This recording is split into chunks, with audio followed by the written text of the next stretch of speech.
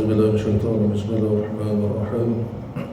اللهم صل على سيدنا محمد وعلى آله وصحبه وسلم.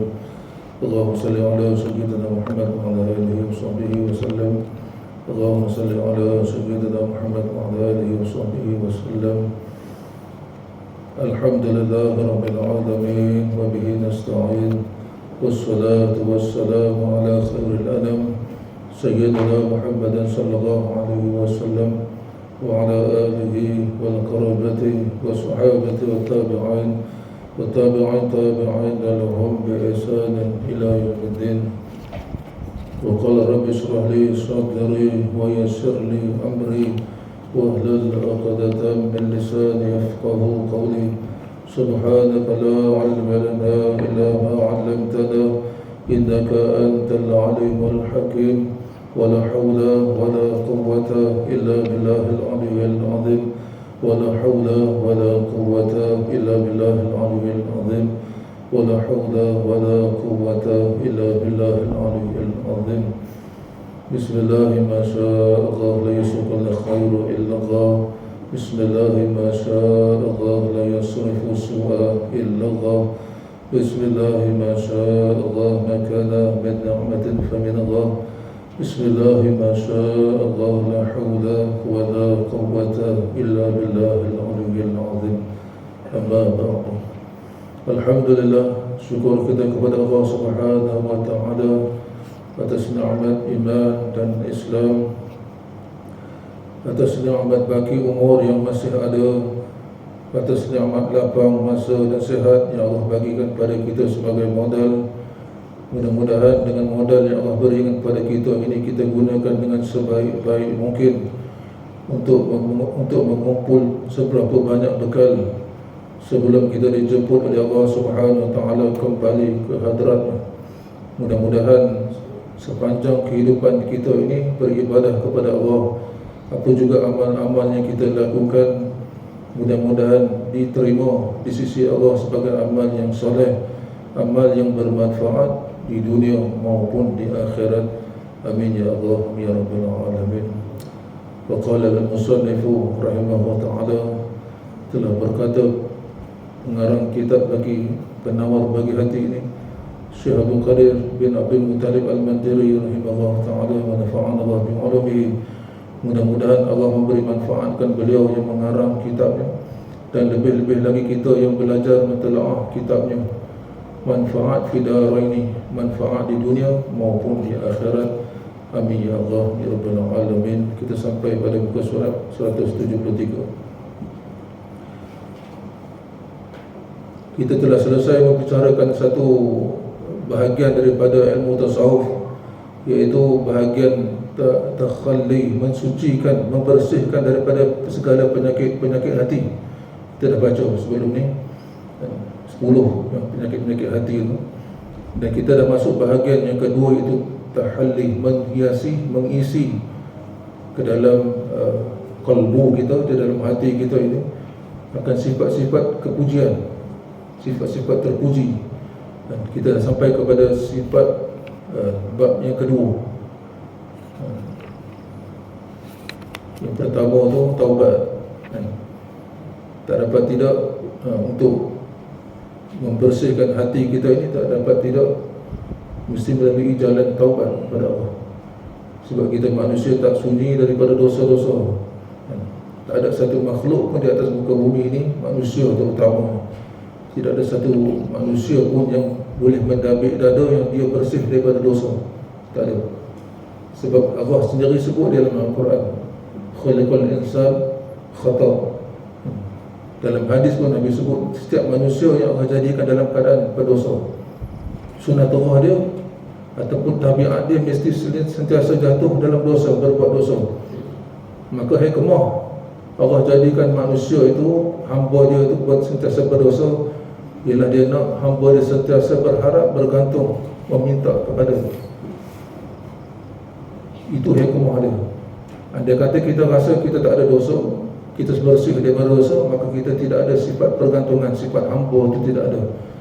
Maka kita rasa kita tak ada buat dosa, kita rasa kita tak perlu, tak berhajat kepada Allah. kita lengkap semua kehidupan. Itu hikmahnya Allah jadikan kita ni sentiasa berdosa.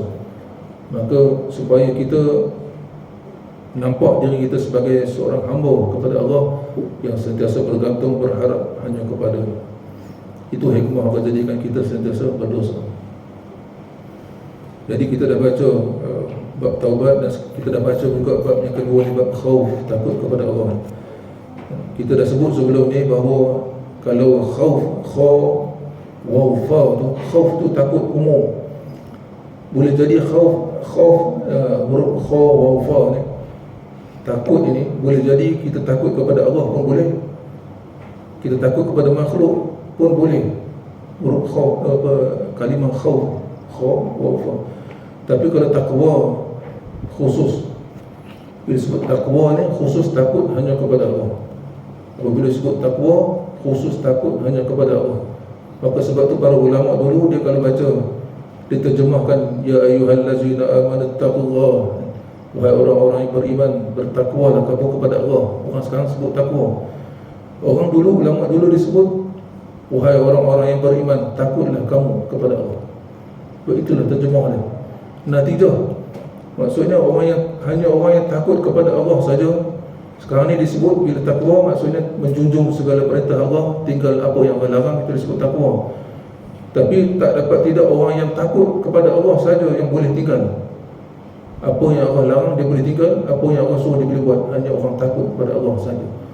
Jadi kalimah yang lebih tepat di sini, makna takwa ialah takut kepada Allah khusus. Bila tuan-tuan baca Quran, bila jumpa perkataan takwa ni, maksudnya takut kepada Allah khusus, dia tak ada takut lain. Kalau kalimah khauf, kha wa fa ni hanya tak boleh takut kepada mana-mana.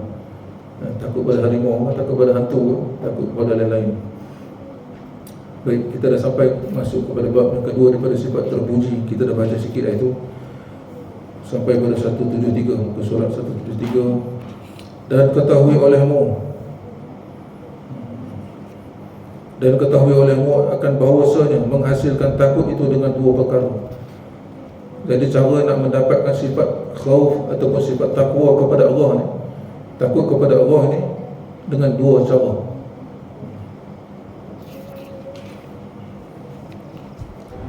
Yang pertama dengan pengetahuan dan pengenalan. Yang pertama ni tak dapat tidak melalui ilmu. Ilmu saja boleh mendatangkan takut kepada Allah. Sebab tu maka Allah perintahkan kepada kita untuk belajar tak banyak kan. Tapi itu pun ramai yang cuai. Tiga ilmu ni, ilmu tasawuf, ilmu tauhid dan ilmu fiqh. Belajar, Allah perintah belajar. Faham tak faham tu lain cerita. Penting kita duduk sepanjang hidup kita ni, sampailah di saat Allah ambil nyawa kita, sentiasa dalam keadaan belajar. Mungkin kita tak dapat sepenuh masa, tapi masa-masa yang terluang tu pastikan kita cari ruang, cari masa kita, cari guru yang betul untuk kita belajar ilmu fardu ain. Tak payah sekut-sekut ilmu lain, ilmu fardu ain yang cukup. Jadi tak dapat tidak untuk kita takwa kepada Allah ini melalui jalan ilmu pengetahuan. Tak dapat tidak tiga ilmu fardu ain dan pengenalan, ma'rifah. Bukan sekadar ilmu, bahkan ma'rifah, kenal akan Allah. Tak dapat tidak ilmu pengenalan atau ma'rifahnya melalui jalan ilmu tauhid. Jadi ilmu tasawuf itu pengenalan musyahadah, mengenal Allah dengan mata hati kita. Tapi kita tak boleh mengenal Allah dengan mata hati itu, musyahadah itu, melainkan kita mesti masuk melalui jalan dia, iaitu jalan belajar ilmu tauhid. Kenal Allah melalui sifat dia, melalui dalil-dalil, sama ada dalil Al-Quran ataupun dalil hadis. Melalui jalan dalil-dalil dulu, kenal Allah melalui sifat Allah. Jadi yang kita nak belajar dalam ilmu sifat 20 ni, kalimah syahadah tu tuan-tuan. Yang tu dia fardu ain. Yang ulama dah tulis kitab banyak-banyak tu, duk bahaskan, mensyarahkan berkaitan dengan dua kalimah syahadah ni. Dalam kalimah syahadah la ilaha illallah tu ada 50 aqaidul iman atau kesimpulan iman. Itu dibahaskan dalam ilmu tauhid. Dalam Muhammad Rasulullah tu ada 18 aqaidul iman. Ada 18 simpulan iman. Jadi semua 68 aqaidul iman. Yang tu saja dibahas dalam ilmu tauhid. Yang tu yang kita nak belajar sungguh-sungguh. Jadi tak dapat tidak cara yang pertama untuk kita kenal, untuk kita takut ataupun takwa kepada Allah ini melalui jalan ilmu dan makrifah, kenal akan Allah. Maka mereka yang mengetahui ataupun kenal makrifah akan Allah ini, mengetahui akan kebesaran Allah Ta'ala, tahu akan kebesaran Allah. Apabila kita kenal Allah, maksudnya kita nampak akan Allah itu Maha Besar, bersifat dengan sifat ketuhanan. Itu Allah bersifat dengan sifat ketuhanan, bersifat dengan dua, sifat istighna, sifat terkaya. Allah bersifat terkaya, maksudnya dia tidak berhajat kepada mana-mana, melainkan semua iftiqaru ilaih, semua makhluk berhajat kepada. Jadi sifat ketuhanan ini dua, sifat istighna dan sifat iftiqar. Sebab itu disebut terkaya. Kita manusia kita sebut kaya-kaya tu kaya harta belum kaya, dia masih berhajat kepada menambah harta dia. Takut hilang harta, masih berhajat kepada bertambah-tambah harta, takut orang curi harta, tak kaya tu.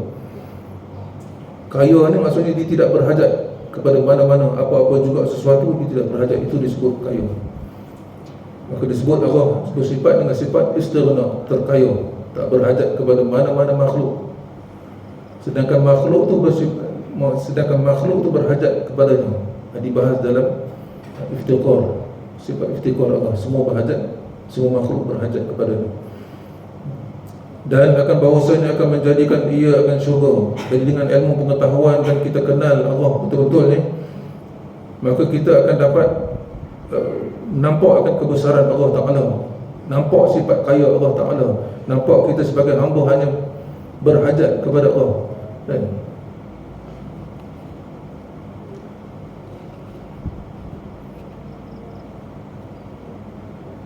dalam Quran Allah sebut, ya ayuhan nas wa antumul fuqara'u ila Allah wallahu ghaniyyun hamid. Wahai sekalian manusia, kamu semua fakir, berhajat kepada aku, sedangkan aku itu maha kaya. Maha kaya, tak berhajat, kamu yang berhajat kepada aku. Jadi kita kenal Allah dengan ilmu pengetahuan kita, dengan makrifah kenal kita, maka kita akan nampak kebesaran Allah, sifat kaya Allah, dan kita sebagai hamba berhajat kepadanya, tidak berhajat kepada yang lain. Dan bahawasanya menjadikan ia, dan Allah juga menjadikan ia akan syurga dan api neraka. Allah juga yang menjadikan akan syurga dan api neraka. Jadi kita di akhirat besok tak ada tempat lain yang kita akan pergi melainkan salah satu daripada dua tempat ni. Sama ada kita dengan amal kita, amal yang soleh, Allah masukkan dengan rahmat dia ke dalam syurga, ataupun dengan sifat keadilan Allah, Allah masukkan dan azab kita dalam api neraka. Itu terserah kepada Allah, itu hak Allah. Tapi kerja kita ataupun ikhtiar kita buat apa yang Allah perintah. Kita berharap kepada Allah, mudah-mudahan Allah masukkan kita ke dalam syurga. Bukan wajib Allah masukkan seorang ahli ibadat itu ke dalam syurga. Tak wajib Allah masukkan ahli maksiat itu ke dalam api neraka, tak wajib. Bahkan harus Allah masukkan ahli syurga, harus bagi Allah masukkan ahli ibadat ke dalam neraka, harus Allah masukkan ahli maksiat ke dalam syurga, harus. Bukan wajib bagi Allah. Sebab itu hak dia, hak mutlak. Kalau kita buat ibadat, wajib Allah bagi. Itu maksudnya Allah bukan sifat ketuhanan tu, sifat dah tergagah, terpaksa kena bagi. Anda aku janji macam tu aku kena bagi. Tak, di sifat ketuhanan dia boleh menyalahi. Yang penting apa yang dia perintah kita laksana, tanpa ada sikit pun keraguan, tanpa ada sikit bantahan. Semuanya kita serah kepada Allah. Apa yang Allah perintah kita buat, dan mudah-mudahan dengan amal yang kita buat tu Allah akan masuk kita dalam syurga. Amin ya Allah Rabbal Alamin. Jadi ia ataupun Allah tu menjadikan syurga dan api neraka, dan akan penduduk bagi kedua. Pasti akan ada penduduk bagi salah satu daripada syurga ataupun api neraka. Dan tiada mengetahui ia akan bahawasanya adakah ia penduduk syurga ataupun ia penduduk api neraka. Jadi dalam yang masalahnya kita tak tahu yang kita ni ahli syurga ataupun ahli neraka. Sedangkan dalam hadis disebut bahawa di pintu api neraka ada ditulis nama-nama kita. Semua makhluk yang akan masuk dalam api neraka ni dah ditulis nama. Maka mengikut rahmat dan kasih sayang Allah lah, Allah akan padam nama kita.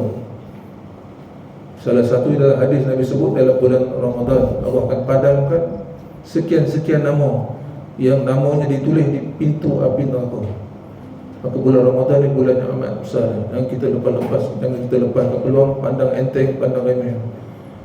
Kerana disitulah di awal 10 yang awal tu rahmat Allah turun mencurah-curah, dan di pertengahan dia maghfirah, keampunan, Allah ampunkan dosa kita, segala dosa-dosa kita, dosa kecil ke dosa besar Allah ampun.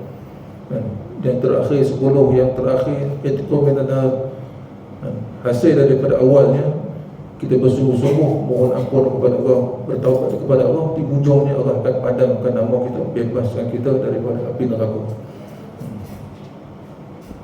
Maka tidak dapat tiada daripada takut dia akan Allah Ta'ala. Jadi dengan ilmu yang ada, yang kita sungguh-sungguh belajar ilmu fardu ain dan ilmu tauhid, ilmu tasawuf dan ilmu fiqh ni sungguh-sungguh, dan kita mengenal Allah, maka dengan ilmu ni lah akan lahir kita sebagai hamba, sifat sebagai hamba tu akan rasa kebesaran Allah Ta'ala, akan rasa Allah tu bersifat dengan sifat kaya, tak berhajat kepada sesuatu, sedangkan kita hamba ni amat-amat berhajat kepadanya. Dan juga kita maklum dengan ilmu kita bahawa Allah lah yang menjadikan syurga, Allah lah pemilik bagi syurga dan pemilik bagi api neraka. Maka tak dapat tidak untuk kita takut kepada Allah dan takut pada lain. Tidak ada yang perlu kita takut di dunia ni. Kepada mana-mana makhluk pun tidak ada, tak perlu rasa takut pun, melainkan takut hanya kepada Allah. Apa juga yang kita buat di atas muka bumi ini bersandar dengan Allah. Kita minta pertolongan Allah pun kerana, kita minta pertolongan makhluk kawan-kawan kita pun kerana Allah. Kita marah pun kerana Allah, kita sayang pun kerana Allah, kita beribadat pun kerana Allah. Apa juga tindak tanduk kita sepanjang kehidupan kita ni, maka tak dapat tidak sandarkan segala apa juga yang kita buat tu dengan kerana Allah, baru jadi ibadat. Kalau tidak dia jadi ibadat, dia jadi adat, kebiasaan. Contoh macam biasa yang kita buat mandi, tuan. Mandi ni tiap hari berapa kali kita buat. Tapi kalau sekadar mandi saja tanpa kerana Allah, maka dia jadi adat, kebiasaan. Begitu juga makan. Kalau kita tak sandarkan berdoa kepada Allah, ikut seperti mana Nabi ajar kita adat-adat makan dengan berdoa ni, maka dia tak jadi ibadat. Kalau sekadar makan, semata-mata makan. Orang kafir pun makan, binatang pun makan pun. Jadi apa beza kita manusia, tambah-tambah lagi kita orang Islam yang beriman, apatah lagi perlu ada perbezaan. Dan beza daripada orang kafir, beza daripada binatang. Jadi tak dapat tidak cara yang ditunjuk oleh baginda Nabi sallallahu alaihi wasallam itulah yang kita nak ikut. Jadi itu yang pertama, cara untuk dapat takwa kepada Allah ni dengan cara ilmu dan kenal kepada Allah. Yang kedua, dengan memandang kepada sekalian mereka yang takut dan menilai akan kelakuan mereka. Maksudnya jadikan orang-orang yang takut wali-wali Allah. Orang yang takut, kebanyakan kita kena baca kisah-kisah wali-wali Allah untuk mendatangkan kita boleh tiru sedikit sebanyak cara-cara mereka takut kepada Allah. Jadi pandang kepada sekalian mereka, kebanyakannya wali-wali Allah lah. Orang yang takut kepada Allah ni wali-wali Allah. Sama ada dia wali yang dimasyhurkan, orang boleh tahu dia wali, ataupun wali mastur, wali yang disembunyikan, dia sendiri pun tak tahu dia wali, disembunyikan. Jadi lebih baik kita jadi wali yang disembunyikan, kita tak tahu, itu lebih baik. Kebanyakan orang yang dizahirkan kewalian pada dia tu, kebanyakannya banyak yang jadi sesat dan ditipu dari oleh syaitan. Baik, cara yang kedua ialah menengok ataupun menjadikan orang-orang yang takut kepada Allah ni sebagai contoh ikutan. Sama ada di segi kelakuan mereka tu, ataupun dan mendengar akan perkhabaran mereka itu, mendengar kisah-kisah mereka tu. Jadi bandingan ni contoh bandingan ni seperti kanak-kanak, tiada takut dia akan ular. Kalau budak-budak ni dia tak takut akan ular, dia boleh main-main, dia pergi dekat dengan ular, kerana tiada mengetahui akan bahawasanya ular itu menyebabkan kebinasaan. Boleh mau budak yang kecil dia tak tahu. Dia ingat benda-benda main. Dia anggap macam benda kucing, macam kucing tu. Dia boleh pergi dekat, dia tak rasa takut pun. Dia tak tahu pun ular tu boleh patuh dia, boleh bawa maut. Bersalahan bapa bagi budak itu. Beza dengan bapa budak tu. Takut ia akan ular. Bapa tu takut akan ular kerana mengenal ia dan mengetahui ia akan mudarat dengan sebab dipatuk oleh ular itu. Jadi bapa kepada budak tu, bapa kepada baby tu, tahulah dia sebab dia kenal ular. Dia tahu ular ni boleh bawa maut kalau dipatuk. Sedangkan budak tu, anak dia tu tak tahu. Tetapi apabila melihat kanak-kanak itu akan ayahnya takut akan ular dan lari daripadanya dan gemetar badannya kerana melihat ular itu, nescaya pasti mengikut akan ayahnya pada ketakutan. Jadi anda kata anak dia tu yang asalnya dia tak tahu yang ular tu boleh patuk, boleh bawa maut, tapi dia tengok bapa dia takut sampai tergetar badan, lari, maka dia pun ikut kelakuan bapa dia tu. Dia pun lari juga, dia pun rasa takut disebabkan dia tengok tingkah laku bapa dia tu. Jadi nescaya pasti mengikut akan ayahnya pada ketakutan dan merasa ia di dalam hatinya akan takut. Jadi secara tak langsung dengan dia melihat kelakuan bapa dia yang takut tu, maka dia pun jadi takut juga. Sebab meniru, melihat kepada sifat takut bapa dia, takut pada ular. Sekalipun tiada ada ia mengetahui akan sifat ular, walaupun dia tak tahu secara detail ular tu macam mana. Ular tu boleh patuk ke, ular tu boleh belit ke, dia pun tak tahu. Tapi disebabkan dia tengok kelakuan bapa dia yang takut sampai bergetar badan dan lari pula tu, maka dia pun jadi takut, walaupun dia tak tahu secara jelas, secara detail apa yang ular tu boleh buat. Jadi tak dapat tidak, maka dengan kita meniru, walaupun kita tak tahu secara detail macam mana orang yang takut kepada Allah tu secara hakikat dia takut macam mana, tapi disebabkan kita melihat cara dia ataupun kita mendengar kisah-kisah dia, maka secara tak langsung kita boleh tiru, meresap juga dalam jiwa kita dan meresap juga dalam kalbu kita dan hati kita. Itu dua cara. Yang pertama dengan ilmu dan kenal kepada Allah bila berjalan ilmu. Yang kedua, meniru kelakuan ataupun sifat-sifat orang-orang yang takut kepada Allah. Sebab itu penting. Sebab itu ulama dulu dia karang kitab-kitab kisah-kisah wali Allah. Kita boleh baca.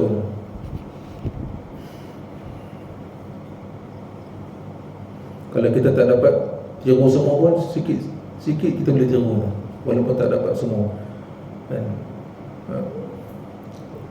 Pepatah Melayu pun kata sikit-sikit lama-lama jadi bukit. Tiru sikit-sikit dulu.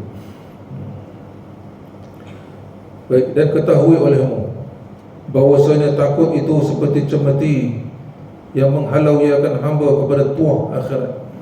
Sifat takut kepada Allah tu merupakan seumpama cemeti, pemukul, penyebab yang boleh menghalau kita untuk dapat kata apa, kebahagiaan ataupun nikmat di akhirat, nikmat syurga.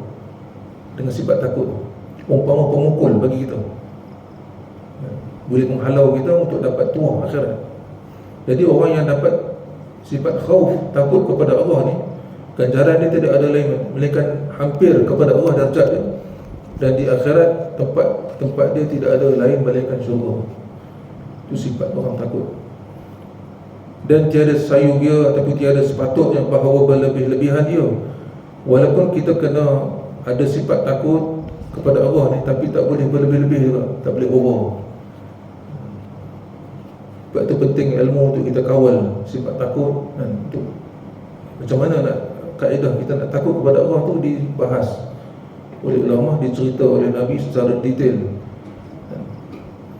Jadi walaupun sifat takut ni diperintah oleh Allah untuk kita hiasi kalbu kita, diri kita dengan sifat takut kepada Allah ni, tapi tak dapat tidak, jangan berlebih-lebihan, over.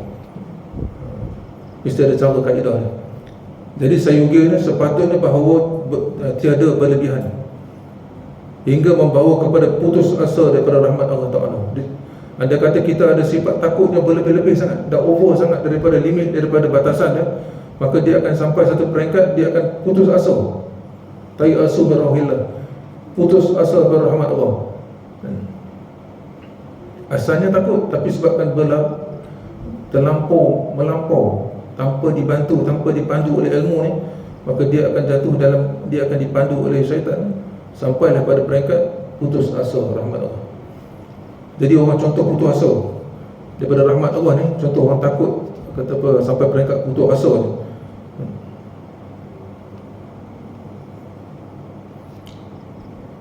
Seorang tu bila dia rasa bahawa dia sedar dia dosa dia banyak sangat, dia rasa dosa dia banyak sangat, kemudian dia bertaubat.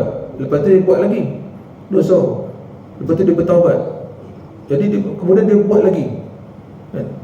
Maka disebabkan itu dia jadi, kata apa,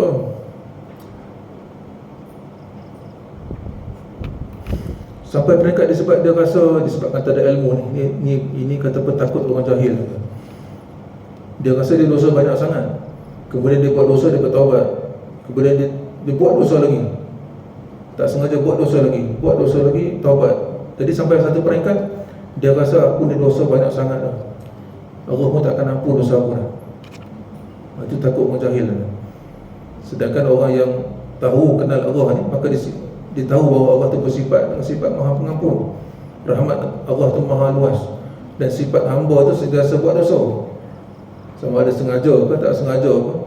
Semua perbuatan kita ikhtiari, sama ada kita sengaja buat kan, ataupun ikhtiari sama ada bukan sengaja ke, semua hakikat daripada Allah hakikatnya. Tapi kita dah kenal diri kita bahawa kita ni tak dapat lari pada dosa, maka bertaubat kepada Allah, Allah ampun dosa.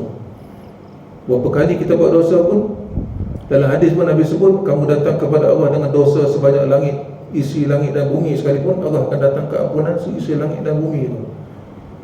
Dengan syarat kita bersungguh-sungguh buat bertaubat tu, taubatan nasuha, bersungguh-sungguh. Kemudian nak jatuh buat dosa lagi, itu bukan kerja kita, itu kerja kita bertaubat. Jadi orang yang jahil ni, takut melampau-lampau ni, takut kepada Allah disebabkan dia dah ada dosa, dia takut kepada Allah bahawa dosa dia dah buat dah banyak, maka Allah tak ampun dosa. Dia takut Allah tak ampun dosa dia, maka ini takut orang jahil. Jadi takut macam ni lah boleh bawa kepada putus asa rahmat Allah.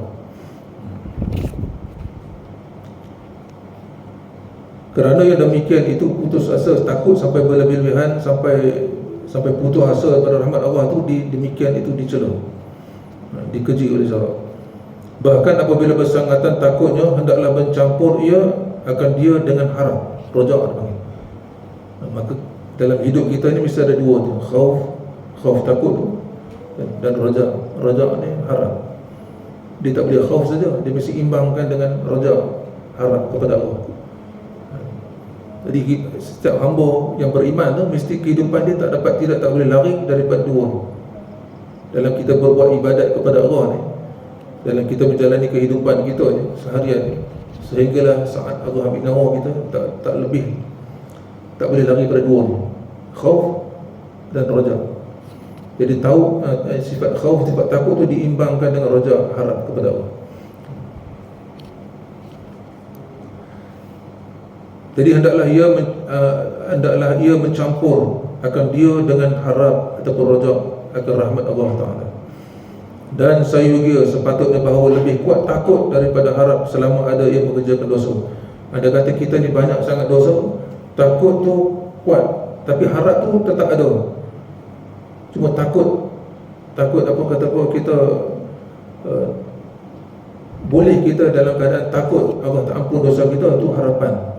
Lepas tu kita kena berharap mudah-mudahan Allah akan ampun dosa, walaupun aku buat dosa banyak sekalipun, mudah-mudahan Allah akan ampunkan segala dosa-dosa.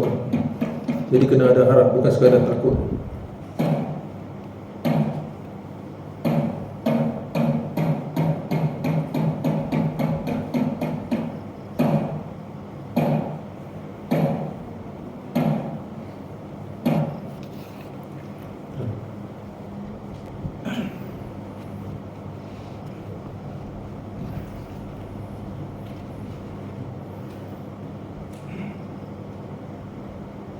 Sifat takut kepada Allah tu, Allah perintahkan untuk kita hias dalam kalbu kita.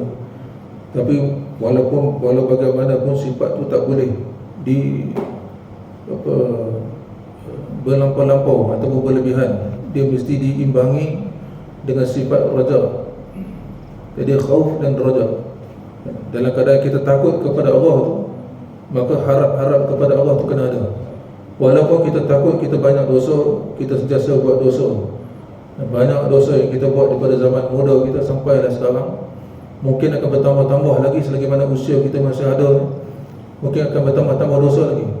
Tapi kita berharap kepada Allah, mudah-mudahan dengan sifat rahmat, sifat kasih sayang Allah tu, Allah akan ampun dosa kita. Jadi imbang sifat takut kita tu dengan harap. Apa juga dalam kehidupan kita ni, apa juga kelakuan kita, imbangkan dengan sifat takut. Walaupun kita takut sekian-sekian, contoh kita takut tak dapat nak makan, tak ada rezeki, maka harap-harap mudah-mudahan ada rezeki kita. Allah jamin rezeki kita. Sabit dengan ayat Quran, dengan dalil ayat Quran dalam hadis, setiap kata apa makhluk yang melata ni, semuanya dia telah dijamin oleh rezeki oleh Allah. Maka kita, tugas kita ikhtiar. Rezeki kita dah ditetap, kita cuma pergi ambil itu. Sikit ke banyak, itu ketetapan Allah. Yang penting rezeki pasti Allah bagi. Jadi Allah dah kaitkan kehidupan manusia itu dengan sesuatu, sebab-sebab. Nak dapat rezeki kita kena pergi ambil sebab-sebab tu juga. Allah jadikan kita buat sekian-sekian untuk dapat rezeki. Manusia ni lain-lain cara Allah bagi rezeki, lain-lain sebab-sebab dia. Ada yang kena kerja sekian-sekian, ada yang kena buat tu, ada yang kena buat, berbeza. Tapi hakikatnya rezeki Allah dah dijamin. Cuma sebab-musabab tu yang Allah nak bagi melalui cara sesuatu. Allah dah kaitkan macam tu. Jadi sifat takut kepada Allah ni, walaupun kita banyak dosa sekalipun, tapi kita kena harap kepada Allah, mudah-mudahan Allah tu Maha mengampun. Jadi jangan takut semata-mata boleh bawa pada putus asa daripada rahmat Allah. Dan sayogianya dan sepatutnya bahawa lebih kuat takut daripada harap selama ada ia mengerjakan dosa. Dia kata kita ni sentiasa buat dosa, ataupun kita rasa kita ni banyak dosa, maka sifat takut tu kena lebih berbanding harap. Andailah kata aku mati dalam keadaan buat dosa, Allah akan azab aku dalam api neraka. Sampai bila dah aku nak buat dosa. Jadi takut tu kena lebih. Jadi dalam masa yang sama kita ikhtiar untuk taubat berdosa, harap kepada Allah, Allah Maha Pengampun. Adapun orang yang taat, yang tiada ada maksiat, andai kata kita ni orang yang kurang buat dosa, bukan tak ada dosa tapi kurang, maka sayogianya sepatutnya sama banyak oleh takutnya dan harap. Jadi kena sama banyak takut dan harap. Contohnya seperti Sayyidina Umar radhiyallahu anhu berkata, jika diseru, ada orang bagi tahu kepada dia, hendaklah masuk syurga. Nabi bagi tahu kepada dia, hendaklah masuk syurga sekalian makhluk kecuali seorang lelaki. Nescaya aku takut bahawa adalah aku demikian itu lelaki. Jadi Nabi kata kepada dia, di akhirat besok Allah akan panggil semua manusia. Andai kata di akhirat besok Allah akan panggil sekalian manusia ini, tapi seorang saja yang tak masuk syurga. Jadi Sayyidina Umar kata, kemungkinan itu aku. Maksudnya itu aku, yang satu orang yang akan masuk neraka, takut daripada Allah. Dan jika diseru, hendaklah masuk api neraka oleh sekalian makhluk kecuali seorang lelaki, nescaya aku harap bahawa adalah aku demikian itu lelaki. Tapi dalam masa yang sama dia harap pada Allah, andai katalah di akhirat besok dipanggil semua akan masuk api neraka, dia azab api neraka, melainkan seorang dia masuk syurga. Aku harap kepada Allah, akulah orang yang seorang tu yang masuk syurga. Jadi takut dan harap tu sama banyak. Kita pun kena macam tu juga. Disebabkan kita rasa kita ni banyak dosa, maka kita rasa kita ni tak layak masuk syurga, kita layak masuk neraka. Tapi nak masuk dalam neraka, takut kita nak diazab dalam neraka, maka kita berharap dengan rahmat Allah tu kita masuk syurga. Dan adapun apabila hampir ia akan mati, maka bermula harap dan baik sangka itu dengan Tuhannya lebih utama baginya. Andai kata kita dah hampir nak mati dah, nazak, sakit nak mati, tak guna takut kepada Allah lagi dah. Masa ketika tu yang patut kita lebihkan, yang patut kita tumpukan utama, harap, rojak kepada Allah. Sifat takut tak berguna. Sifat takut dan rojak ni digandingkan ketika kita sihat ni, di hidup ni. Bila kita dah hampir dah mati, dah nazak, tak guna takut lagi dah. maka harap kepada Allah itu perlu tumpuan ataupun yang patut kita utama. Kerana sabda Nabi SAW, la yamutanna ahadun minkum, janganlah seseorang kamu mati. Ketika nazak tu, janganlah kamu mati illa wa huwa yuhsinu dhann, melainkan kamu memperelokkan zon, sangka kamu kepada Allah, baik sangka kepada Allah, bukan buruk sangka, baik sangka, harap kepada Allah. Ya Allah, aku banyak dosa, ya Allah. Dalam keadaan tu mulut kita dah tak ada berat, nak bercakap pun tak boleh. Maka di situlah main peranan kalbu kita, hati kita bercakap-cakap dengan Allah. Ketika hidup, ketika sihat ni pun kita bercakap-cakap dengan Allah, bukan dengan mulut kita, bahkan dengan hati kita. Lebih-lebih lagi lah ketika kita nazak, mulut dah tak boleh lah. Rezeki kita dah habis. Ada kata dia minta air sekalipun, kita suap dengan sudu sekalipun, air itu akan keluar balik daripada mulut dia, sebab rezeki dah habis. Nak buka mulut pun dah tak larat. Melainkan ketika itu banyak harap kepada Allah dengan kalbu, dengan hati kita bercakap, mohon ampun kepada Allah. Aku banyak dosa, ya Allah, ampunkanlah dosa aku, bertaubat kepada Kau. Ketika itu harap kepada Allah. Janganlah Kau azab aku dalam kubur, jangan Kau azab aku dalam api neraka, masukkanlah aku dalam syurga, ya Allah. Letakkan aku di dalam taman-taman syurga. Janganlah Kau azab aku walaupun aku banyak dosa, harap kepada Allah. Jadi Nabi kata, pastikan jangan kamu mati melainkan dalam keadaan sebelum kamu mati itu banyak berharap, baik sangka dengan Allah. Illa wa huwa yuhsinu dhanna billahi ta'ala, melainkan kamu memperelokkan sangkaan kamu kepada Allah Ta'ala, sangka baik kamu dengan Allah.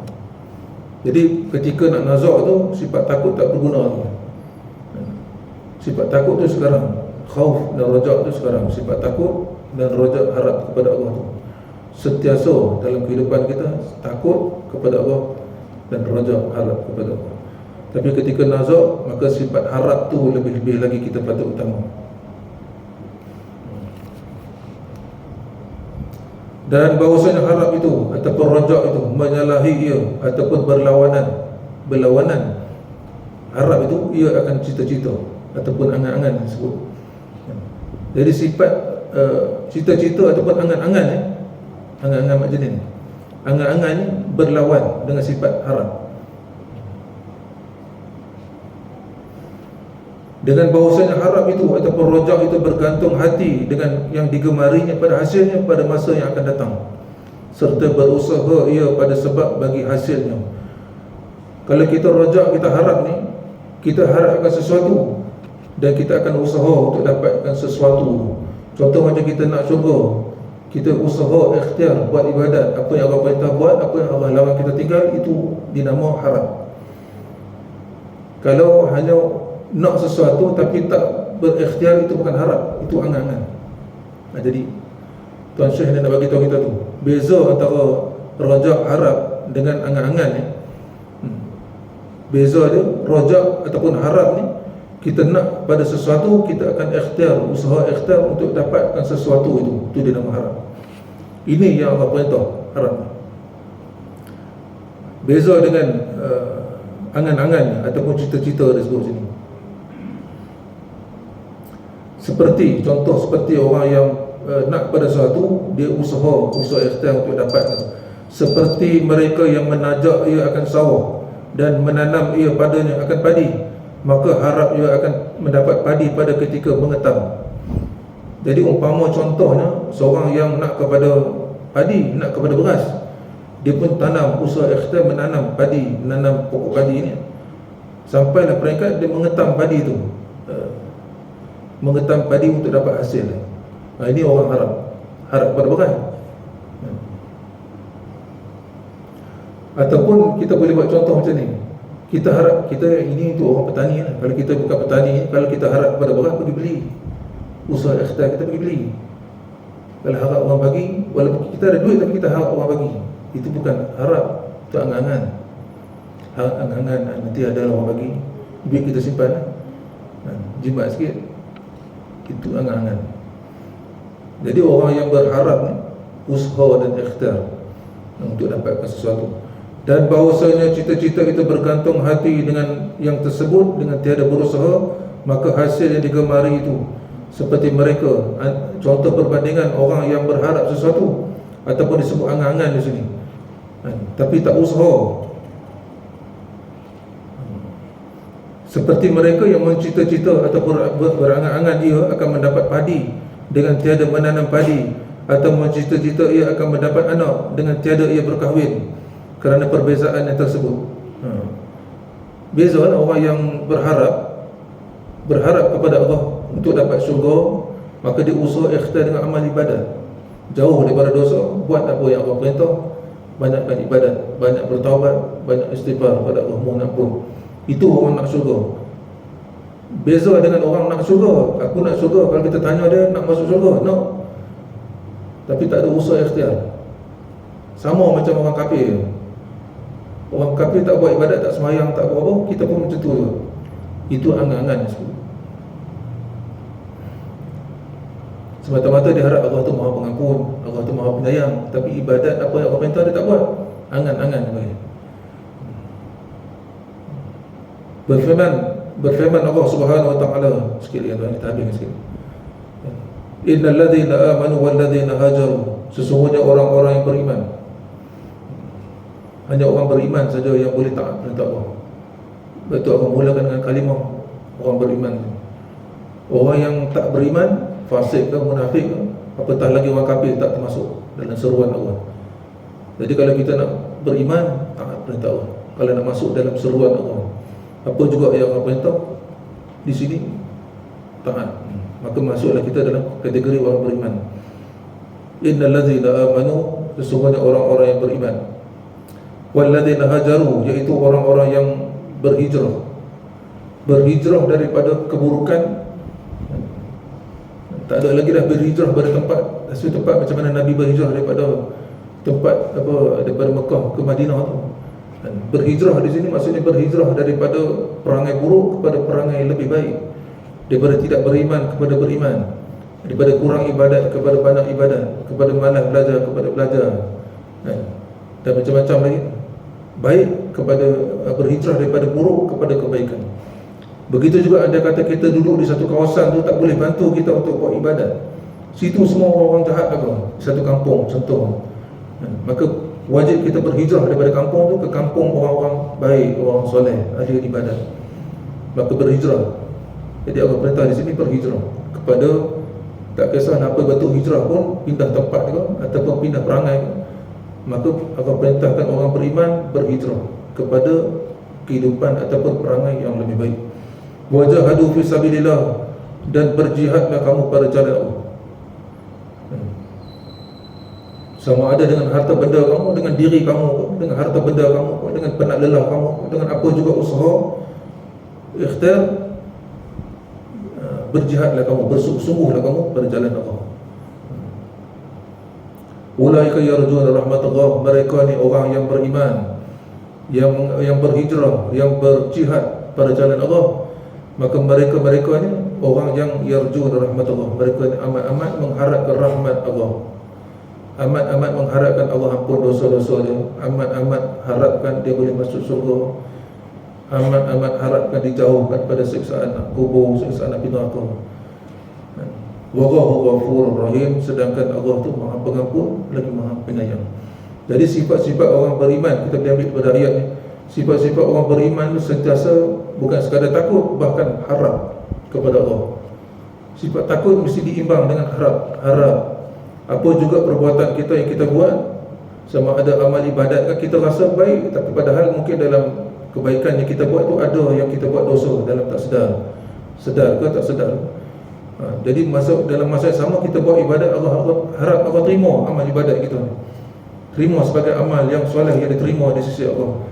Dan dalam masa yang sama kita berharap bahawa kita dijauhkan, diampunkan segala dosa-dosa kita, dimasukkan kita dalam surga. Ini sifat-sifat orang beriman. Jadi jangan kita jadi orang yang berangan-angan. Kita tahu beza. Maksudnya kita kena jadi orang yang berharap, takut dan harap. Harap maksudnya kita nak kepada syurga, kita usaha dan ikhtiar untuk dapat syurga. Jangan kita jadi orang yang angan-angan berharap pada syurga tapi tak buat amal ibadat, tak tunai apa Allah perintah, apa yang Allah dilarang, semua dilanggar, maka ini bukan orang harap, bahkan orang berangan-angan macam ini. Dan bahawasanya faedah ataupun kelebihan bagi harap itu, kelebihan bagi harap sifat rajak itu, gemar ataupun akan lahir daripada sifat asalnya daripada takut, kemudian diimbangi dengan sifat harap rajak ni, maka akan lahir daripada khauf dan rajak ini, akan gemar pada menuntut akan yang diharap. Makanya orang yang ada sifat takut dan berharap kepada Allah ni, ataupun harap kepada ganjaran yang Allah nak bagi, maka dia akan bersungguh-sungguh untuk dapat apa yang diharap. Kalau dia nak kepada syurga, dia bersungguh-sungguh usaha dan ikhtiar untuk dapat syurga. Kalau dia nak kepada keampunan Allah, maka dia usaha sungguh-sungguh taubat, istighfar, mohon ampun kepada Allah. Dan faedah bagi takut itu, gemar pada lari daripada ditakuti itu.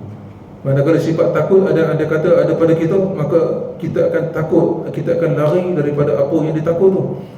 Tapi kalau kita takut kepada Allah, makin dekat, makin hampir kita kepada Allah. Takut kepada dosa tu yang kita lari pada jauh-jauh. Takut pada dosa, takut pada maksiat, takut pada langgar perintah Allah, kita lari jauh-jauh. Seumpama kita lari daripada harimau, kita dengar suara harimau, suara singa, jauh lagi kita dah lari kan. Kita nampak tapak kaki harimau, tapak kaki singa tu, tapak kaki beruang, kita dah lari. Takut kita. Maka takut kepada makhluk ni kita jauh, lari sejauh-jauh mungkin.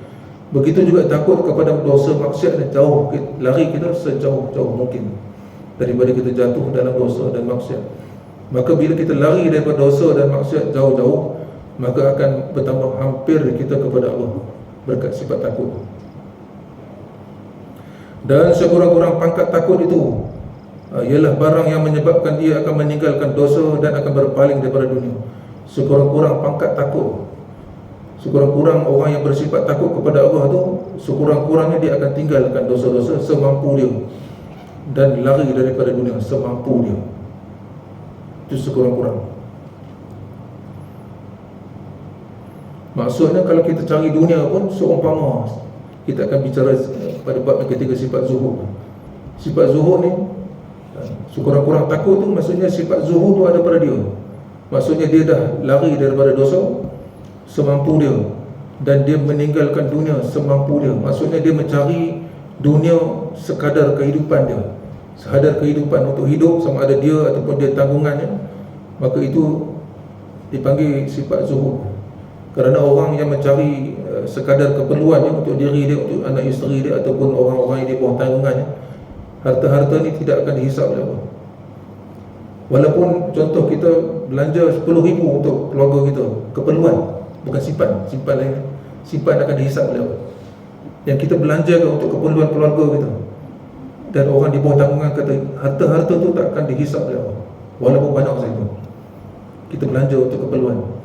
Tapi lebih pada keperluan yang kita simpan berjuta-juta, berpuluh-puluh ribu dalam bank, dan harta tanah, bentuk tanah, rumah-rumah tu, semua tu akan dihisap oleh Allah satu persatu. Harta yang kita belanjakan untuk keperluan itu saja yang tak dihisap. Jadi orang yang sekurang-kurang pangkat takut ni, dia lari daripada dosa semampu dia, dan dia lari daripada dunia semampu dia. Dan barang yang tiada menyebabkan akan demikian itu, maka ia perkabaran hati, bukan takut.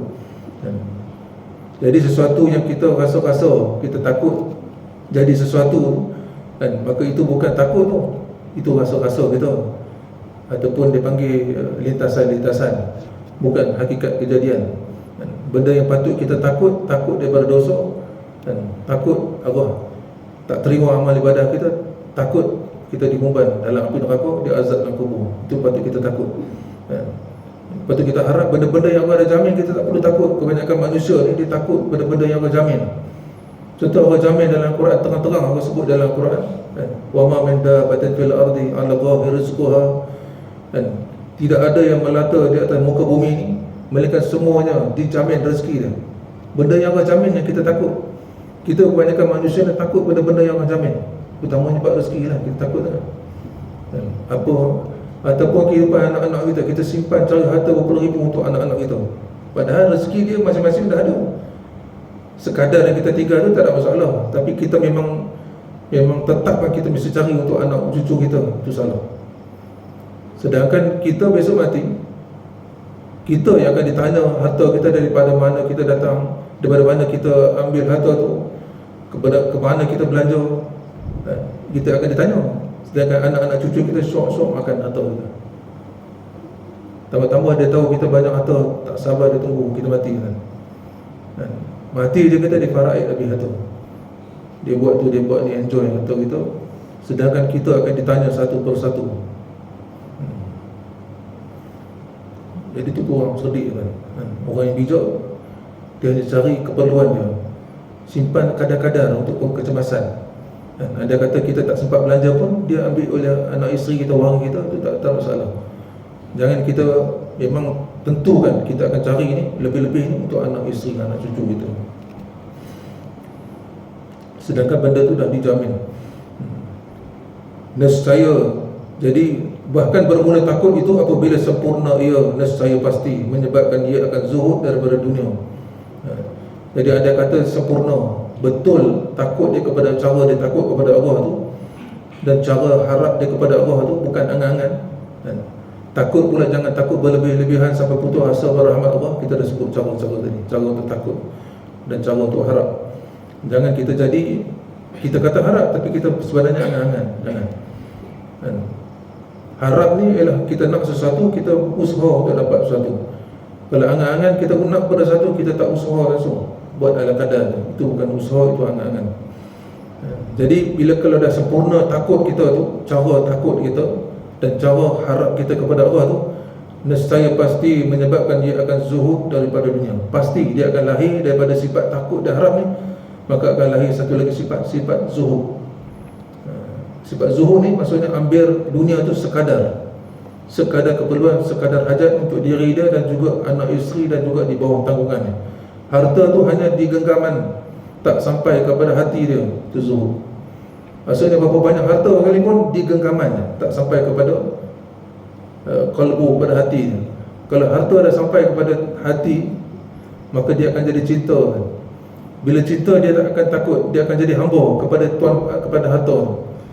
Bila dia jadi hamba, dia akan buat apa juga yang untuk dapatkan sesuatu tu atau untuk mengekali sesuatu tu, harta tu, maka dia akan bersungguh-sungguh hamba harta. Jadi jangan sampai cinta kepada harta, ambil sekadar keperluan, alat saja untuk kita mencapai rencana atau mencapai kehidupan yang abadi di akhirat. Jadi itu sifat zuhud. Maka sekarang menyebut hamba akan zuhud dan makna wallahu a'lam. Jadi dia pengarang kitab ditulis sifat mahmudah mengikut turutan tangga dia. Jadi kita boleh tahu bermula pada nombor 1 itu, bab yang pertama tu sifat kepujian tu, taubat kepada Allah. Nak masuk untuk jalan membersihkan hati mesti melalui taubat. Kemudian bila dah bertaubat, taubat akan lahir pula sifat takut kepada Allah, betul sifat harap kepada Allah, kemudian sifat zuhud dan seterusnya. Ada 10 sifat. Mudah-mudahan Allah bagi kita faham yang kita boleh beramal. Mudah-mudahan menjadi bekal manfaat di dunia maupun di akhirat. Ya Allah. Allah.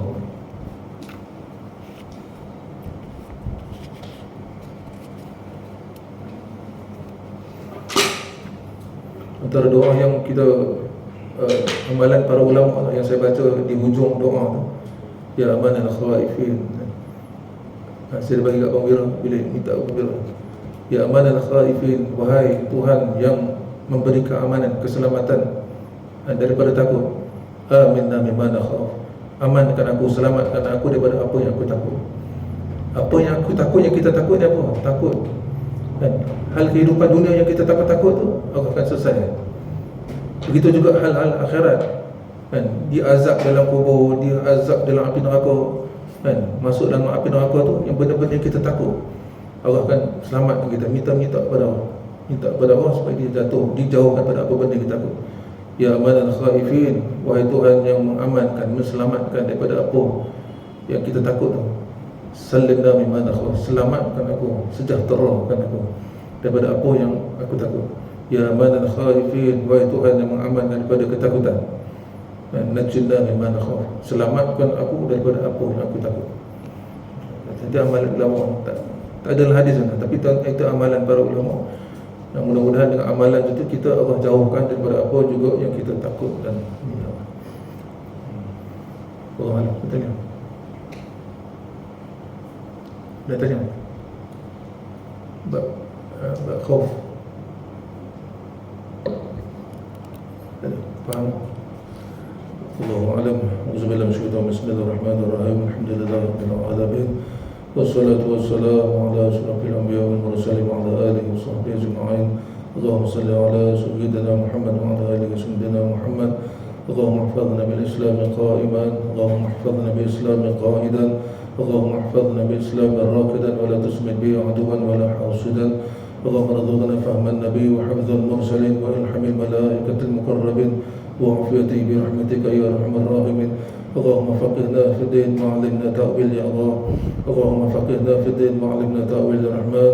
اللهم فقهنا في الدين وعلمنا تأويل الرحيم برحمتك يا أرحم الراحمين. اللهم ارزقنا متابعة النبي صلى الله عليه وسلم أولا والآخرا ظاهرا وباطلا قولا وفعلا عملا صالحا برحمتك يا أرحم الراحمين. وصلى الله على سيدنا محمد وعلى آله وصحبه وسلم. الحمد لله رب العالمين. قبل الله منا ومنكم تقبل يا كريم. سبحانك اللهم وبحمدك أشهد أن لا إله إلا أنت أستغفرك وأتوب إليك. ولا عسر إلا الإنسان في خسر إلا الذين آمنوا وعملوا الصالحات وتواصوا بالحق وتواصوا بالصبر.